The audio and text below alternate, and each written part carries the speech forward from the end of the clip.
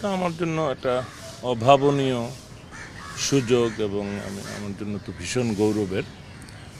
আমার জন্য অনেক আনন্দের ও গৌরবের সাথে যে আমি মাননীয় প্রধানমন্ত্রী শ্রদ্ধেয় শেখ হাসিনাকে তার কাজে সহায়ক যতটুকু আমার জ্ঞান বুদ্ধি মেধা শ্রম দিয়ে আমি চেষ্টা করব কাজ করতে। বাংলাদেশের মানুষ, বাংলাদেশের সামগ্রিক কল্যাণ এবং উন্নয়নে মাননীয় প্রধানমন্ত্রী যেভাবে কাজ করতে